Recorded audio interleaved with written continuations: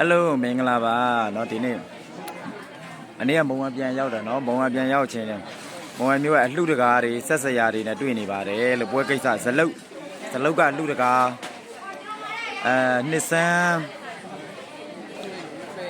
20ရက်နေ့ပေါ့เนาะအင်္ဂလိပ်လိုနောက်လိုက်20ရက်နေ့ဇလုတ်ကအလှတကားနဲ့ချိန်ပြောเนาะရက်တီတောင်းပြောအလှပွဲအတွက်ကိစ္စတိုင်ပင်နေပါတယ်ကျေးဇူးတင်ပါတယ်လာငားတာလည်းကျေးဇူးတင်ပါတယ်လို့เนาะဟိုဘက်က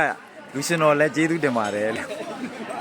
လူရှင်တော်လည်းဟိုခက်ပြက်ကြီးတယ်ထမင်းမစားရတာလားမသိဘူးပိန်လို့လည်းနည်းနည်းပါးပါဖြည့်ပါဦးမင်းလည်းဒုက္ခရစရိယကျင့်တဲ့အတိုင်းပဲတက်လားဟုတ်လားဩကျွန်တော်ဒီလိုလုပ်လိုက်မယ်လေအလှတကာကြီးဟိုကျွန်တော်တို့ပွဲနာတဲ့ခါကျရင်အလှတကာရဲ့စောက်လုပ်ငန်းတော့ကျွန်တော်တို့လည်းဝန်ထမ်းဖြစ်လာလုပ်ကြမယ်လေဘယ်နေရာခန့်မလဲကျုပ်အနည်းဆုံးတော့ကျွန်တော်လွှတော့တူလို့တော့ကိုင်းနိုင်မယ်ထင်တာပဲတက်လားမစိုးဘူးမို့လားကဲစောက်လုပ်ရကိုတွေက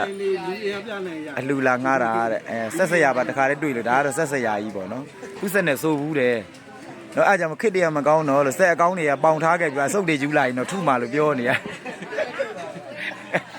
အလှတကာကြီးတခါတည်းပြောလိုက်ပြီနော်ပြောရလိုက်တာနော်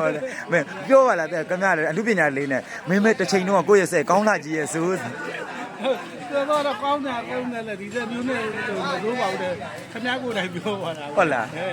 ဟုတ်ပါရုပ်ပါဂျုံပါတဲ့ကိုနောက်တာကဲဆရာတပည့်တွေပွဲကိစ္စပေါ့ဂရီကုတ်လုပ်ပြီးစာချုပ်ကြတာပါလို့တွေးမယ်နော်ဇလုတ်ကပြိတ်တက်ကြီး